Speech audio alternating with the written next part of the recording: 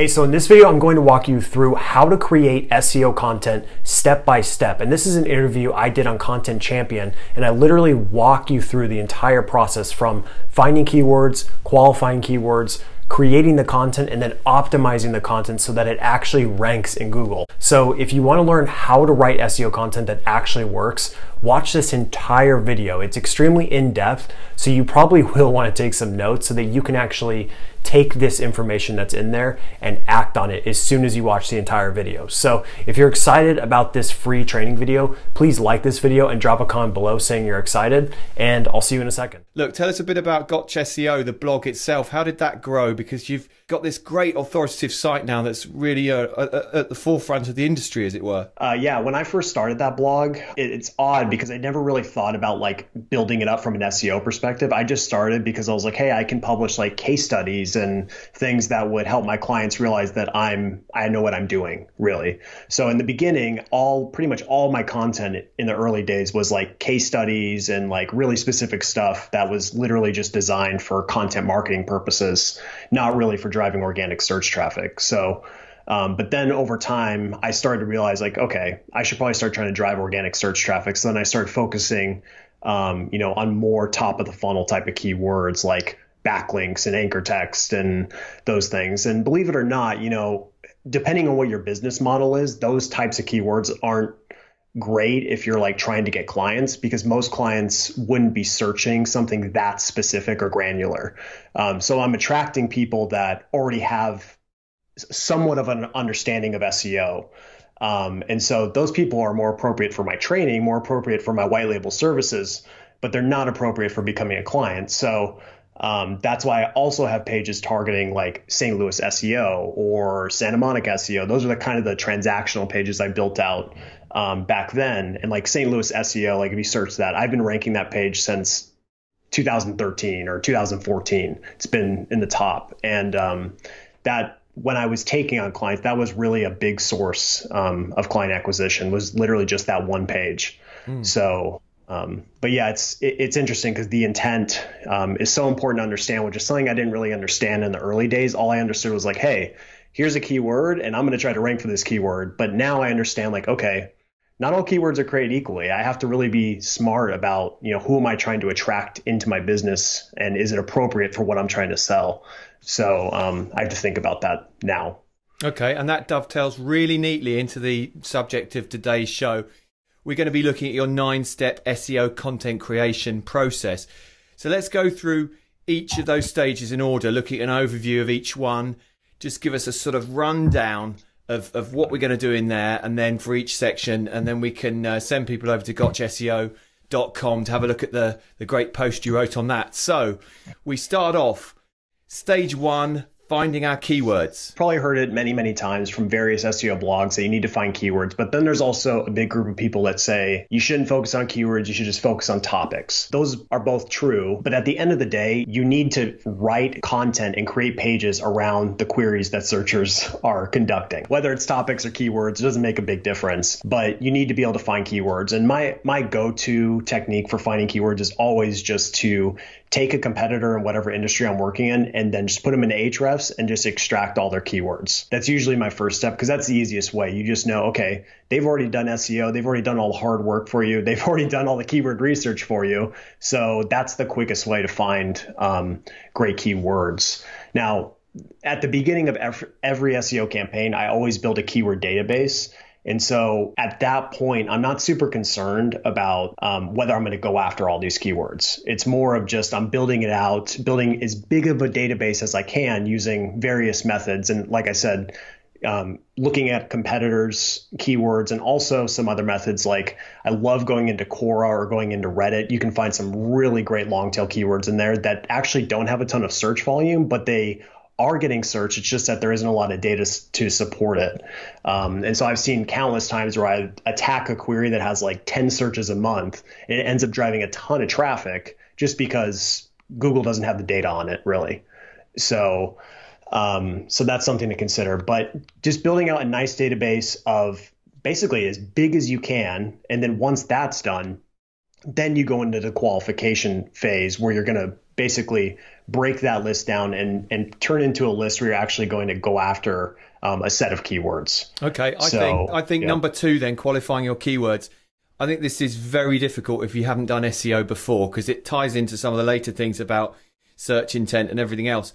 How do we know, like you say, you're not going to be ranking for a what seems on the surface like a great keyword that doesn't drive any sales? There's a lot of different parts of qualification. So there's the first part where you're looking at the keywords from just a pure competitor analysis standpoint from an SEO perspective. Like, okay, can our website in its current state actually rank for these keyword phrases? And if the answer is yes, then you need to know, first of all, actually, I won't get into that I'll wait till later to talk about what you need to do to get a ranking. But as far as qualification, the first phase is to figure out if you can actually rank for it.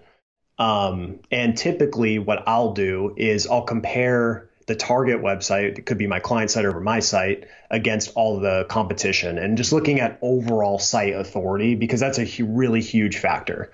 So, and if you go into Ahrefs and you look at their keyword explorer tool, what they'll show you is the keyword difficulty. And that's a really, really great metric. And it's really good for like surface level qualification. But the challenge is that when you search a keyword in there, it's only going to show you how many links you need to rank for that specific keyword and that one page. And what it doesn't consider is the fact that the people ranking, although they may have, less than 10 links going to that specific page, they may be extremely authoritative as a whole. And so that's really where the key difference is. So you always want to compare your site as a whole against the other websites as a whole. And what I'll do is I'll just take the top 10 competitors and I'll just average them out. And then I compare my site against that and I say, okay, how big of a gap is there here? If it's huge, then I'm like, okay, maybe I need to find a different keyword, and then I can go after that one in the future.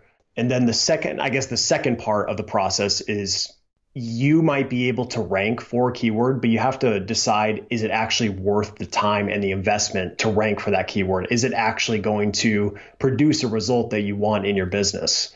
And so there are plenty of keywords that you can go after. I mean, there are unlimited keywords. So you have to figure out, like, is it actually worth it? And so one way that I figure that out is, first of all, you always want to target as many transactional keywords as you can in whatever your industry is, because those are going to be the ones that drive the results. Those are going to drive the leads. Those are going to drive the sales. So those are the big ones. But then after you've tackled those, then you do want to go into those informational type of keywords just to drive additional traffic. Now, they won't convert as well, but they do help build your brand and get, start to give you that traction you need to eventually turn that traffic into leads. Now, one thing that's important, which is kind of a side topic, is if you are targeting informational keywords, you need to know that that traffic is probably not going to convert really well. So what you have to do is you need to have a conversion foundation set up and then also a retargeting foundation set up. When I think of conversions, and typically, I'm very informational type of content focus. So I'll almost always have a lead magnet or something to capture an email address. So that's really one of the best ways. Because if you look at your conversion rates for informational keywords, maybe you're converting less than 1% of search visitors into a new customer. But if you add a lead magnet to those pages or your informational assets, you could convert up to 3 to 5% of that traffic into an email sub. And then you can nurture them and actually bring them back to your website when you create new content. So it creates this nice little cycle where you can just nurture over time, and then you can drive more conversions that way. So the second part is to make sure you have retargeting set up, so you can actually, because most people are not going to convert to anything, they're just going to leave, because it's actually funny because most informational traffic is often cold. They don't know who you are. They're completely new users. So although you may have produced an incredible piece of content, you may have answered that query to the fullest extent, they still don't really know who you are. So once they've gotten their answer, they just exit, and then they're gone forever in a lot of cases. So if you have that retargeting set up, you can bring them back, and then hopefully they can convert on that second try or that third try. So that's really, really important. Okay, and that follows on then to stage 3. Out of all those keywords you've got, you're qualifying them, you're looking at your competitors. We're going to do some analysis of our competitors, like you say. Then you're going to select, for SEO content purposes, a keyword, the main keyword for that article. So is that just going to be the one that at the top of the funnel gets the most traffic? Not necessarily. Okay. I don't always do it based on most traffic. Typically, I'm going to, there needs to be the traffic there to make it worth the effort. Because depending on how competitive it is, it could very resource intensive type of situation. But I'm looking at a variety of things. I'm looking at traffic. I'm looking at the overall keyword difficulty. How many links am I going to actually need to actually rank for this? Because you can create the best content in the world, but if your site isn't authoritative and you don't have links, it's not going to matter. You're not going to rank. So unless it's like really, really uncompetitive, you may only need a few links. But in most cases, you're going to need a pretty decently strong website and links going to the actual informational asset. Typically, I'm just looking for whatever's the lowest hanging fruit, what's the least competitive, but also can drive a lot of good results and is worth the investment of time and resources. Okay. And I guess that comes out of the return on investment for that keyword as well. If you're looking at it sort of holistically, if your average order value is $500 or whatever, if it's going to cost you thousands of pounds to rank that head term, that keyword, it's never going to be worth it, is it? No, yeah. And that's like, for example, if you're running a content marketing company, ranking for content marketing, yes, that would be really valuable for you. But is it nice? Really? Yeah, but really, how valuable would it be? How long would it take for you to actually get a return on investment because of how much you'd have to spend just to be able to rank for that? Yeah. I mean, you'd have to buy hundreds and hundreds and hundreds of thousands of dollars of link placements to even rank for something like that. So, you have to consider those things. And it's really, really important. I'm always looking at it from a money perspective. So, because really it's a business. SEO isn't like this fun little game that we play. It's really just a marketing vehicle to grow a business. You shouldn't be just ranking for keywords just because you want rankings. That's kind of a pointless endeavor. You could really be spending your time doing a lot of other things in business than just ranking for keywords that aren't going to drive any conversions. So, and there's also a better way to even build your brand. Like if you're purely focused on SEO, it's really not a great way to build your brand because it's always like an individual type of situation. You rank for a keyword, you get cold visitors, and then they leave. And you're not really building your brand unless they're seeing you multiple times. There's a lot of other better ways to do that. I looked at ranking for content marketing a couple of years ago, just what would it take? And I thought I'd have to take a loan out against the house to ever do that. So that's not going to be an option. So, okay, Number 4. This is very difficult. I still struggle with this unless I go and actually look at the top 10 in Google to see what Google says is the search intent. So tell us about establishing a search intent strategy. Yeah, so this is huge. Really, if you get this wrong, this can pretty much wreck your entire strategy. And so, like you said, really the best way to figure out the search intent is just to literally go into Google and see what it's showing. I was having this discussion with someone in the Gotch SEO Academy group, and I've been noticing that some people have been kind of getting this concept a little misconstrued.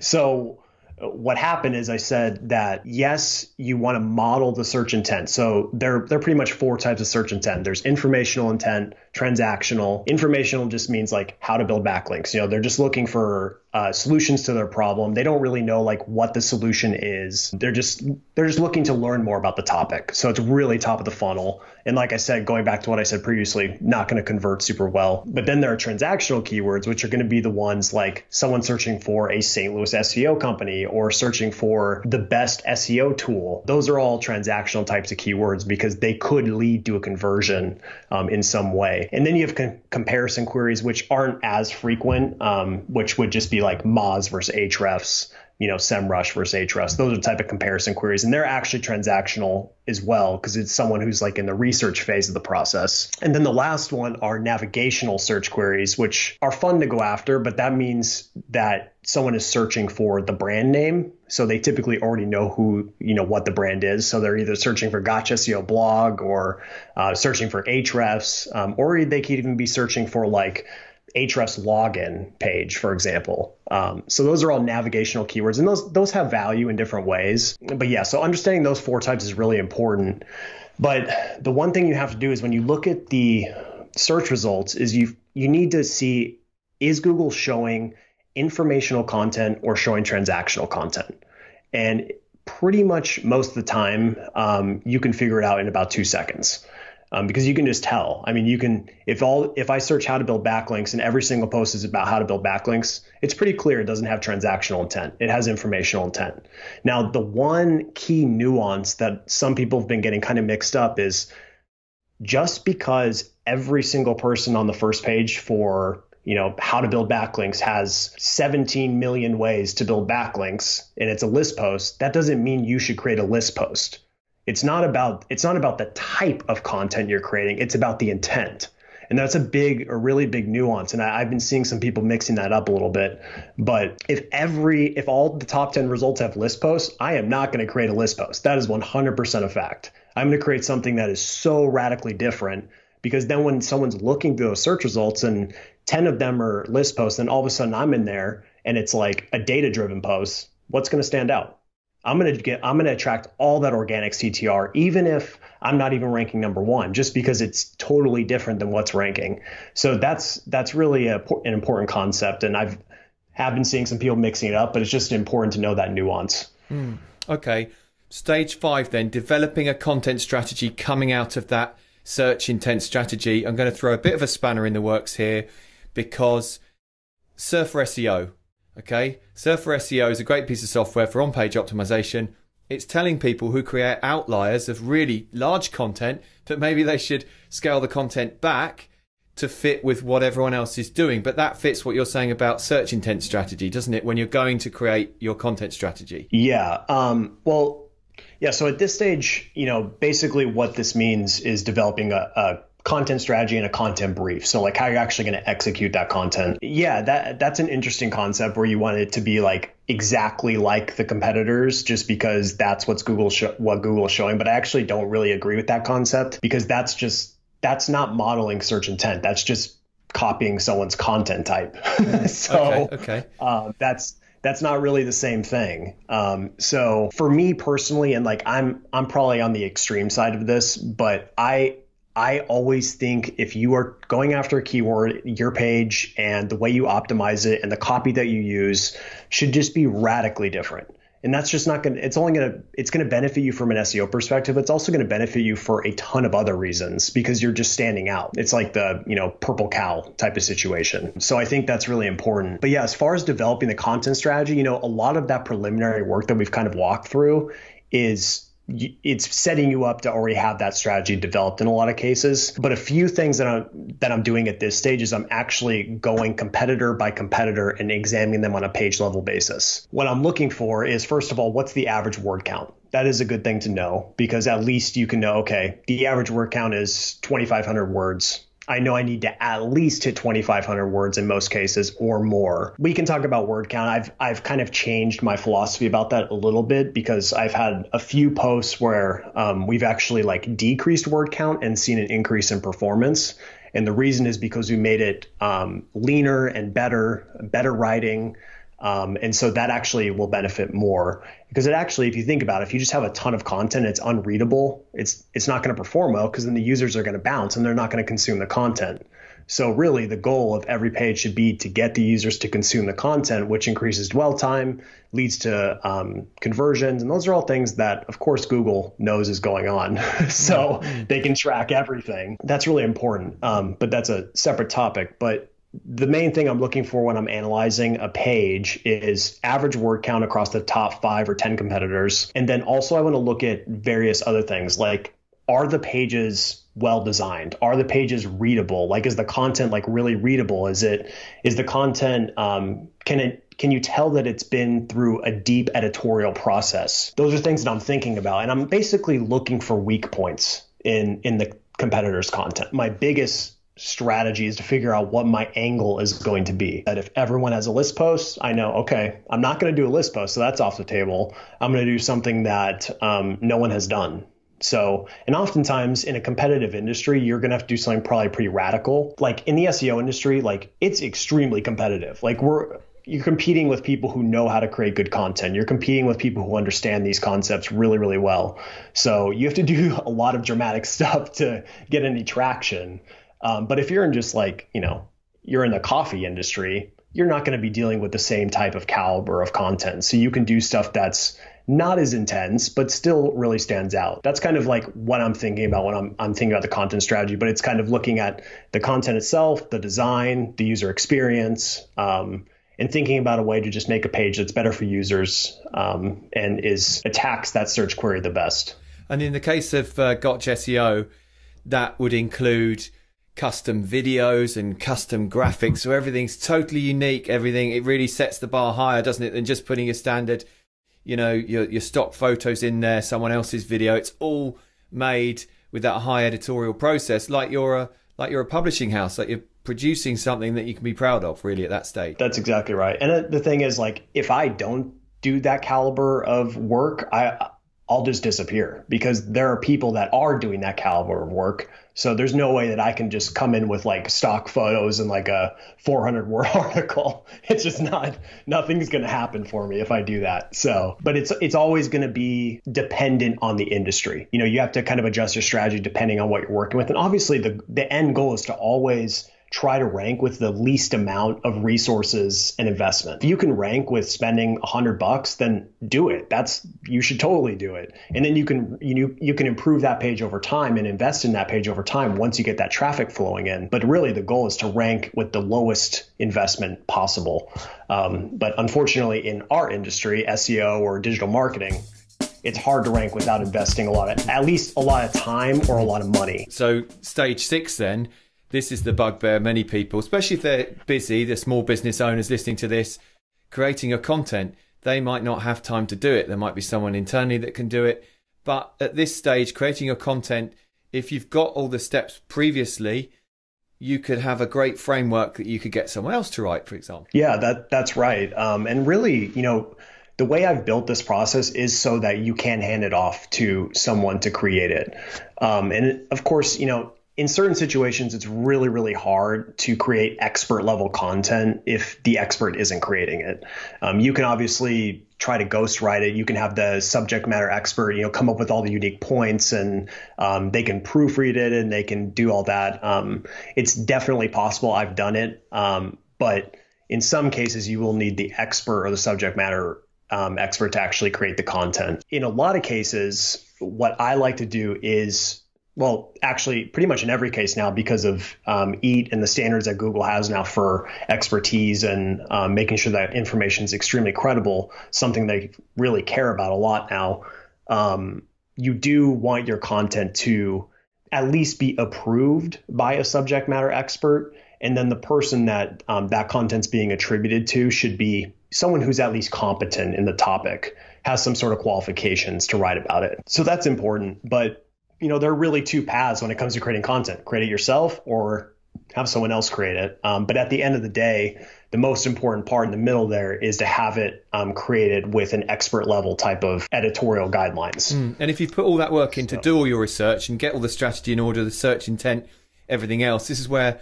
a lot of people fall down, because they don't want to invest in that content creation process. You've got to make that sort of Rolls Royce content if you can, haven't you? Because it converts better, everything. I've had clients where if you provide fantastic content, people actually read it. You can see they're reading the whole page. You can see they're clicking on the calls to action and they're doing the things you want, but they're never going to do that, like you say, unless you provide that really high quality stuff in the first place. That's exactly right. And honestly, out of every marketing investment I've ever made over the last 6 years, nothing has ever done better than just investing in really good content. It's just always the best investment long term. It's obviously a big investment up front, but long term, it always outperforms everything else. It just does. I would just say that, the thing that we've been doing recently is, like, we don't even try to create a lot of content anymore. And that's been kind of my philosophy for a while. But like, when we find a keyword, we literally only focus on one keyword until we're dominating. And it's kind of an odd approach, but it just works so well, because what happens is, if you're just focusing on one keyword that's been really well qualified, that it's conquerable, and you allocate all your time, all your resources into ranking that one page, that one keyword, primary keyword, you'll be surprised what happens. And I'll give you an example. Like my my wife has a fashion blog, and for the first 2 or 3 years of that blog, I purposely told her, I'm like, I'm not going to help you with the SEO. I'm not going to help you with the marketing, because I didn't want to be like, the overbearing husband who's like, hey, you should be optimizing your title tags, and you should be like, I'm just not going to do that. I'm not going to be involved with that. So I just let her do her own thing. And what happened is, she was creating a lot of good content because what she was doing, she was kind of like modeling the other competitors. So the other fashion bloggers, what they would do is they would just post these outfit posts, and it would be like, 10 pictures of their outfit, and then there'd be like 50 words on the blog post. And so, and that, that's fine, I guess, if you have like a lot of branded searches coming in, or people searching your individual name. But if you're trying to drive organic search traffic without having a big brand, that's not going to work really well. She accumulated like 200 blog posts of just like really thin content like that. So then I came in about a year ago, because she's like, okay, now you have to help me, because this is like too much. So I'm like, all right, fine, I'll help you. So what I did, the very first thing I did is I looked at her content and I said, okay, a lot of this content's going to have to be deleted or consolidated or improved. And so we ended up deleting, I think it was like 110 blog posts, deleted, not even like anything, just deleted, gone. Because they just weren't adding any value. They didn't have any traffic. They didn't have any links. And a lot of them weren't even like that unique. They were just kind of like a collage picture of like a various outfit. It didn't even have her in it. So that was like content need to get rid of. And then what we did is we took some of her content. These were unique outfit pictures, and we consolidated it into one page for a keyword we were targeting. And then for the next year, we just focused on making that page better and better. And so we did, like, every month we'd consolidate another post into it that was relevant, and then another post. Ended up consolidating, like, had to have been at least 15 different blog posts into this one asset to just have this massive outfit post. And then what we did is, like, we're like, okay, this post is long enough now. It's like 4,000 words, something crazy. So then we started to work on the design. So then we took all of her pictures, instead of them just being like a really long page of all these different pictures, we created a custom slider so she could have all the pictures like easily accessible for each outfit. So then just making iterations on it over time and acquiring links to it, the page just dominates. Like, her traffic increased by like 1,300% in like 9 months. And that's like not just that individual page, her entire site. That's all the traffic. So it's just crazy what can happen when you find a great keyword that's been qualified, and you just go all in on that keyword, and then you can just continually iterate on that page and make it better and better. And of course, you need a lot of links too, which is kind of the next step coming up here soon. Okay, and where does that fit, really quickly, just a side issue, with sort of themed clusters of content? Because you've taken all of those smaller posts and rolled them into one. You're dominating with that one mega post that's really well optimized. Would you then go after any more authority in that theme, or is it then done by virtue of having that post? There's always a fun discussion about topic clusters and building topical relevance that way. But for me, once we hit a keyword, that keyword's done. We would go after other variations that are still relevant to that primary phrase, but we would never go after that keyword, that exact phrase, ever again. And so in this case, it was like, she had like 20 different pages about fall outfits. So each individual page had like one unique fall outfit. And there's nothing inherently wrong with that.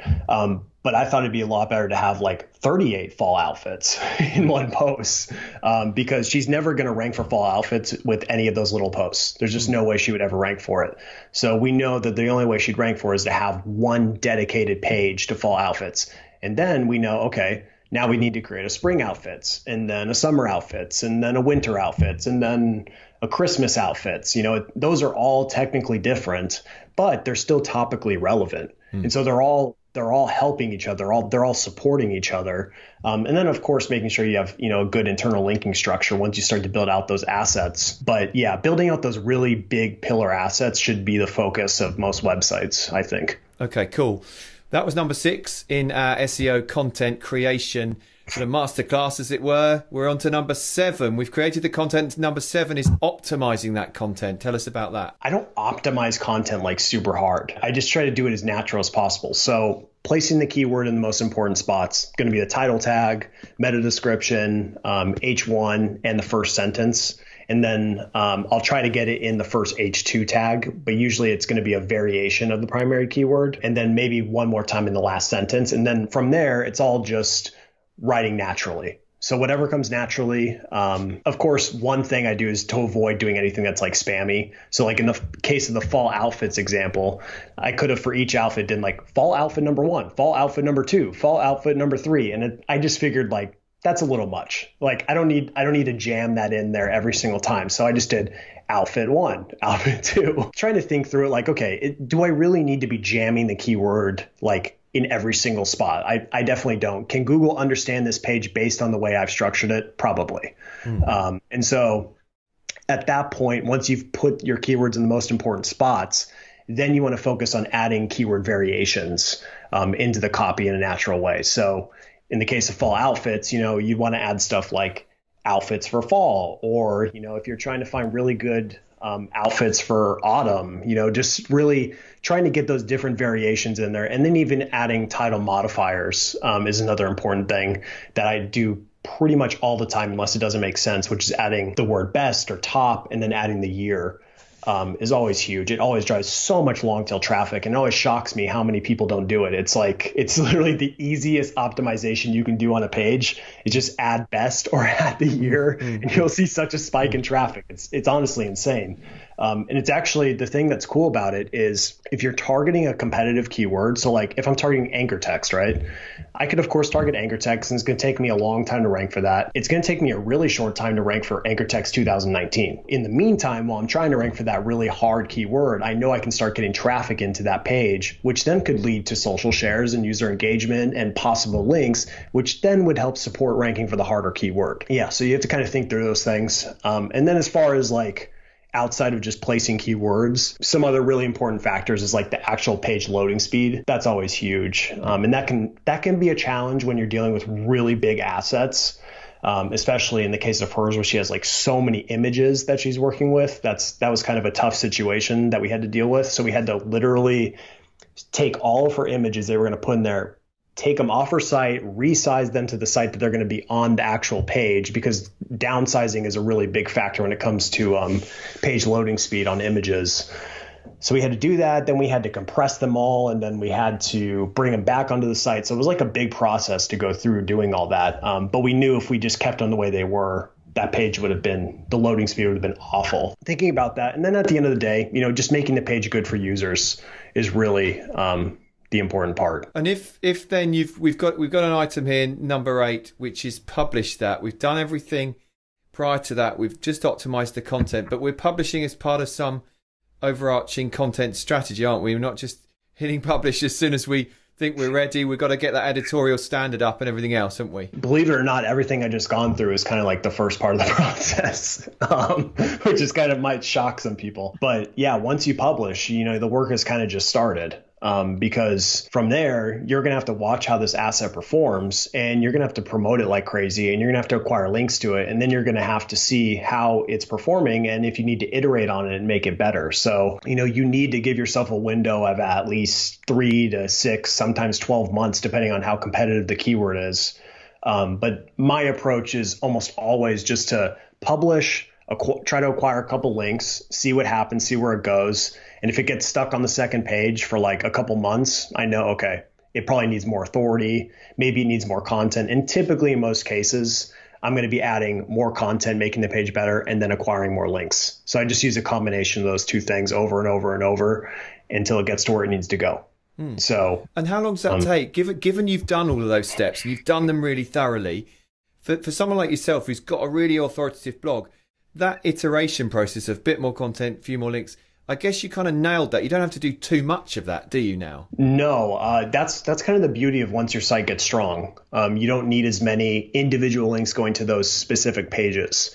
So like, for example, when Forbes publishes an article, they're ranking on like the first page immediately. And it's not, it may not seem fair, but that's just the way it is. It takes a lot of time to build the authority of a site. I mean, acquiring links is hard. It's not an easy thing at all. And what you have to do to get those links is even harder. So it does take a little bit of patience as well. But really, I pretty much tell us to every member in the academy and anyone that I talk to in consulting or even clients that one of the biggest goals for an SEO campaign is to build your site's authority, because that just makes everything easier. It's literally the lead domino. Once your site's authoritative, everything gets easier. That should always be the objective. And really, there's really only one way to do that, and it's to get links on relevant blogs in your industry. All right, so that's really the only solution. But everything we've done up to now gives you a really good horse in the race, gives you a favorite, as it were, with the content you've created. If you don't create your SEO content properly,